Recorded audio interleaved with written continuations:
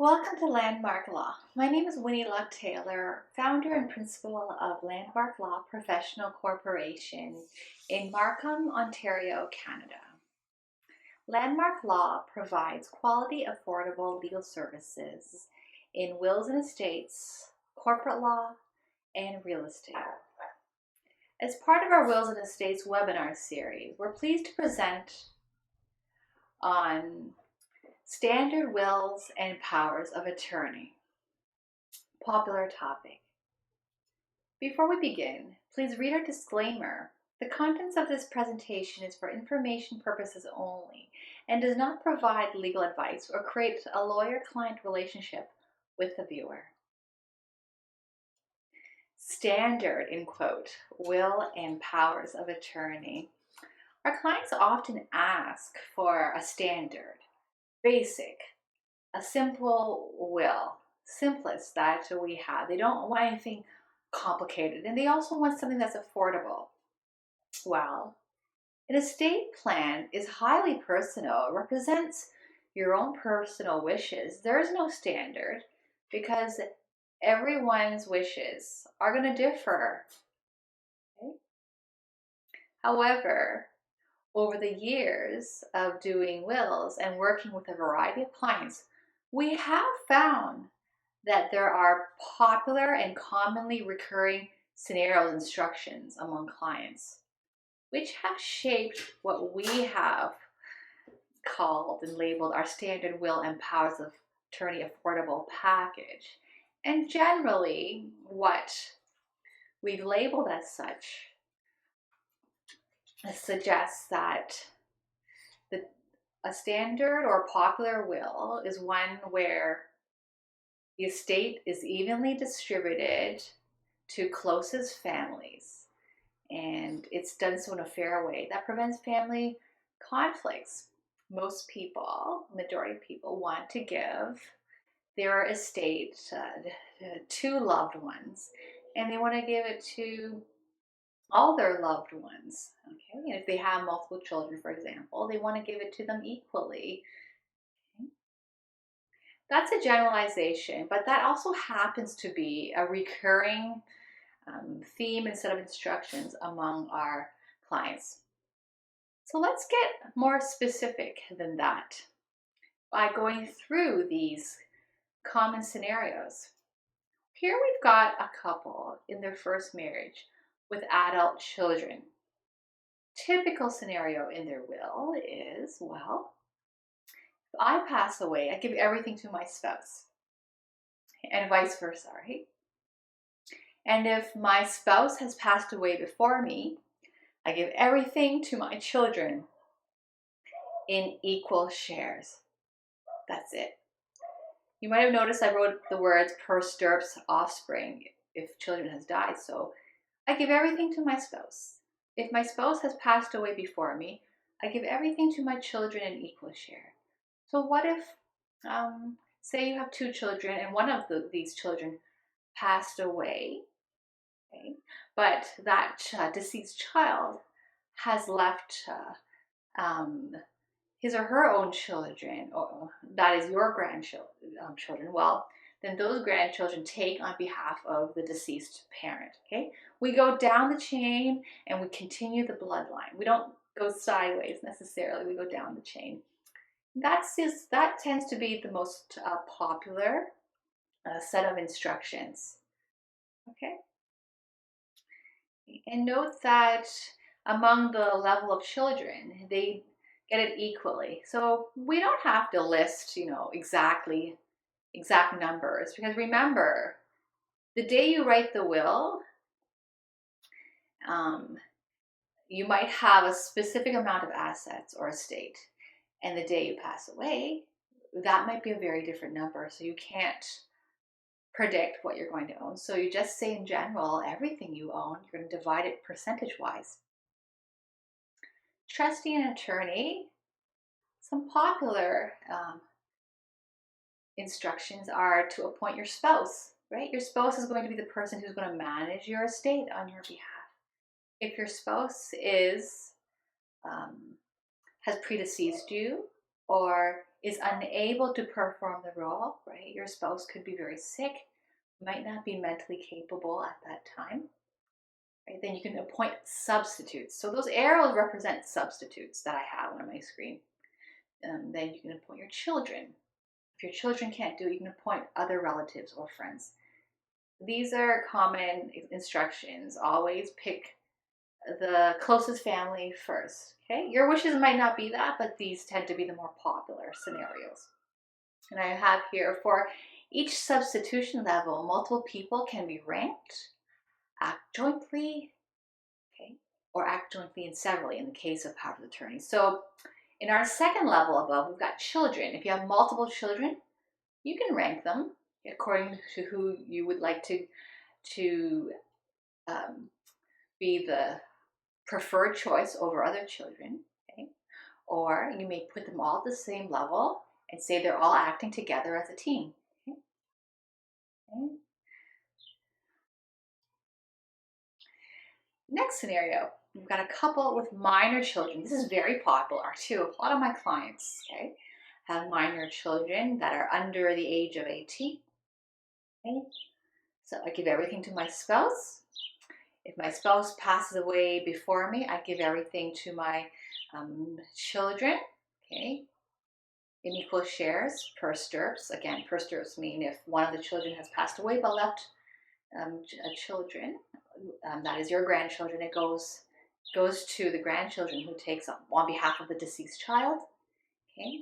And if there's nobody left in your family, you're the last one to pass away, it goes to immediate family being your siblings and your parents in equal share. Okay, that's a family disaster clause. If there's no one left behind in your own family, it goes to your next of kin in equal shares. With minor children, you have to appoint a guardian. Okay, so that's by law, it's your spouse, right? Or it's the parent, the biological parent of the parent of the children. And then next would be, I put a bracket here, adult children. When I was in high school a long time ago, there were some visa students that I attended school with, and they were living with an older sibling, and the parents were not in town, and the older siblings acted as guardians. Okay, so that's an increasingly growing scenario where adult children are guardians of minor children. Okay, and we have relatives and friends. Okay, this would be the same order too for trustee or attorney, people that you feel close to. Okay, assuming these roles, very popular choices. And the age of majority is 18 years old. Okay, which means that if parents were to pass away while the children are still minors, okay, then the trustee would hold on to the parent's estate and use funds from the estate to help with the upbringing. Will give money to the guardian to help with the upbringing of the children for their general welfare, education, and other needs. Okay, and when that child turns 18, that child is legally old enough to inherit under the will. Okay, so that's what happens. Okay, and again, same point as the previous slide. For each substitution level, if there's multiple people, they can be ranked or act jointly. Next scenario, we have a couple, first marriage, no children. Pretty straightforward. Everything to the spouse. And if spouse has passed away before the will maker and they have no children, then normally appoint or the next people to inherit are family members. Okay, so I put down immediate family in equal shares. Trustees and attorney, you appoint your spouse or your closest family members and or your friends. Okay.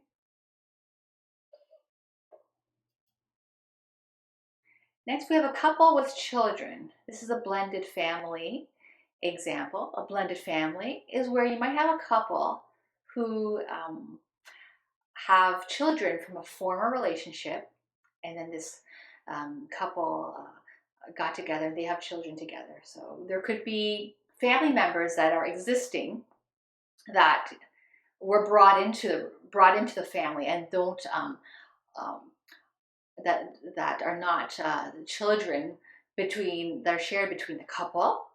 Okay, so in this situation, there's a slight conflict because the children that are belonging to the couple are not necessarily blood children to both spouses, right? They're not biological children of both, and there could be a conflict. Okay, there could be a conflict. Okay, so if we go back to our previous examples, I give everything to my spouse. If my spouse has passed away before me, I give everything to my children in equal shares.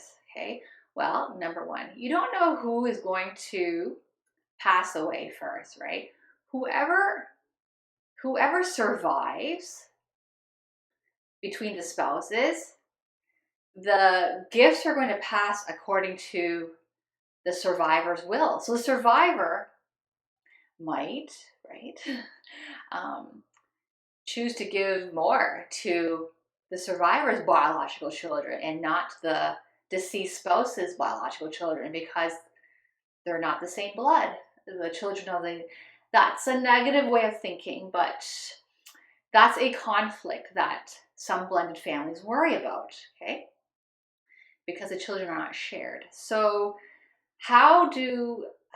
what are some common ways to deal with it? The most common way is to listen to this scenario. Okay, so imagine I have a spouse and we each have children, but they're not our children together. They're from other relationships. Okay, so what we could do is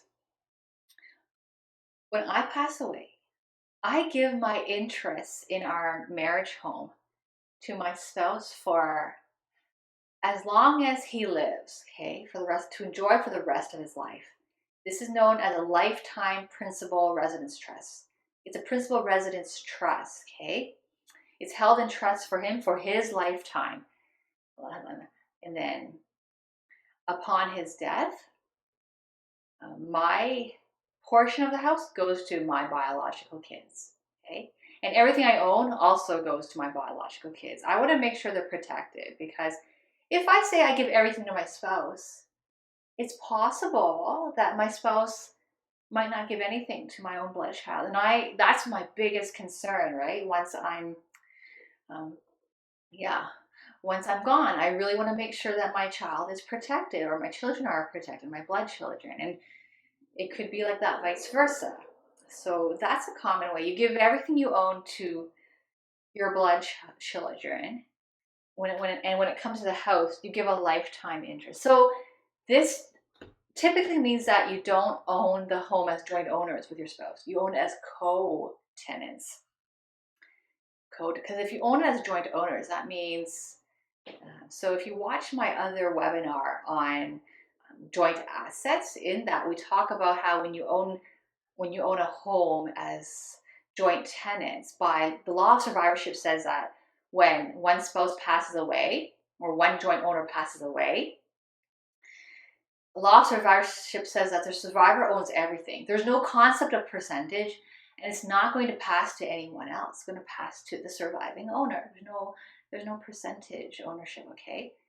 Whereas if you have co-tenants, you get to specify on the home ownership transfer or deed the percentage. So in our case, we can say 50-50. And then I can say that, well, my blood children are going to get 50% of the house, okay? But I'm not going to give that 50% right away when I die if my spouse is still alive, because that means in order for my blood child to get 50% of the house, it has to be sold, and then my spouse won't have a place to live. Like, I want my spouse to continue enjoying our home together, and then when he passes away, then we can divide it out. The trustees can divide it out. So that's a common workaround to that conflict solution. Okay, and then in terms of appointing guardians, trustees, attorney, okay, that typically is a spouse or adult children, right? Because conflict situation, you want to make sure. So if I'm giving everything to not my spouse because I'm worried my spouse is not going to give it to my blood children and give it to his blood children, I'll give everything to my own blood children. I'll have my blood children be the appointed as the trustee, okay, or the guardian, okay, like that. And again, the age of majority is 18, and for each substitution level where there's multiple people, you can rank or have them acted jointly or jointly and severally. Okay. Next, we have a single individual who might have surviving children or relatives. So this is straightforward, okay? Basically, if you're single, you give everything to your loved ones. If you have children, you give it to your children. If you don't have any children surviving, you give everything to your family. Okay, that's a common scenario. And same thing in appointing trustees and attorney, relatives and friends. Okay. Last point, I've repeated it many times. This is important. If you're a single individual who is separated but not divorced yet, because in Ontario, a divorce doesn't happen the minute you decide to have a divorce. So you usually have to be separated for a full year, okay, before filing for a divorce in most circumstances. So in that case, it's good to have a will prepared that reflects your wishes. Okay, if you don't, and you can talk to the family lawyer more about this if you don't. If you're in that transition stage where you're legally married but you're separated, and if you don't have a will, your legal spouse who is separated from you has rights to your estate. Okay, so if you want to make sure that doesn't happen and you pass away during this transition period while you're waiting for to file for divorce, you can prepare your will and where you give everything to your children or immediate family. Okay, and same thing in appointing your trustee and attorney. It is when you don't have a will or power of attorney, it's the Succession Law Reform Act says it would be your spouse would be next in line because that person is considered your next of kin, even though you're in the process of waiting for a divorce. Okay, so you can control that situation by having a will and your power of attorney in place to appoint your someone else. So what are some examples of non-standard conditions? So I talked about what the popular wishes and instructions are for the different scenarios of wills and powers of attorneys are, okay, depending on your marital status and and if you have children or not. Okay, and some common scenarios. So if you have minor children, we commonly get these scenarios that people want to change the age of majority. They think 18 is too young for children to inherit an estate. If that scenario were to happen, if the parents were to pass away, both of them, before the children reached 18, they think they don't want the children getting everything at 18. They're not mature enough. So I get that request a lot to make it a different age. Okay, related to this is instead of giving everything at once upon the age of 18, is to give the estate in stages. So one of my earlier wills several years back was that the parents wanted to divide the distribution over a period of 10 years. So in year one, a tenth, year two, 1/9, 1/8, so forth, so that the children don't get a lump sum all at once. Okay. The other thing I had was an education trust. This was a grandpa who actually wanted an education trust for the children and had to have this money placed in trust and to be to be distributed to the grandchildren when they received admission into tertiary education. Okay, I had that. Investment property trust. This is a recent one I had where my client has a number of investment condos and didn't want the children to just inherit them and do what they want with them. She wanted them to continue staying as investment condos. She didn't want them to be sold and distributed as cash, okay, upon her death. So we created a trust so that these investment condos were untouchable. Okay, they were untouchable, and until much later, and according to trust law, or there's a concept called the law of perpetuities. Law of perpetuities saying that the maximum length that you can have a trust, and then after that time, it must vest, it must be distributed, is 21 years, 21 years. So I told my client this, and she said, okay, let's have the trustee hold on to these investment condos for 21 years. And she felt more comfortable. So if the parents were to pass away and the children were 5 years old, okay, you add, it's the 20th anniversary, right? So they wouldn't be able to touch those condos until much 20 years later. Okay, so that sort of helps protect keeps them intact. She was worried about losing value in those investment condos. It's when you create trust, you're essentially, this is a term one of my professors says, called like you're ruling from the grave. You're ruling from the grave, right? Like, because generally when you give a gift to a beneficiary, the beneficiary can do what he or she wants with the gift. But by putting conditions, you're ruling from the grave. It's like you're not around anymore, but you're trying to tell beneficiary what to do with your gifts. So that's what a trust is, right? And that's what we're doing in all these situations. Okay, and then a next popular type of non-standard condition is specific gifts. So I had a recent one, real estate. So the condo wasn't purchased by the client. It was sort of gifted to her. It was in her name. So she felt it shouldn't go under the standard will to the spouse. It should go to the people who gave it to her in the first place. Okay, same thing with bank accounts. Okay, and next, one of my beloved topics, written memorandum. I'm going to speak more on that, written memorandum. So sometimes we have clients with really specific wishes. They want to give clothing to person A and ask person A to do something with that clothing. I want to have my remains buried or cremated. Want to give my instruments to a certain person. And I said, okay, there's a lot of instructions here, and I have to custom draft them all. And I have to ask them all kinds of questions. What if by the time you pass away, you don't have this instrument anymore? Do you want your beneficiary to receive a substitute?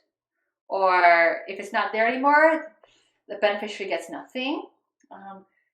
There's a lot of work involved, and I have to go through this process. And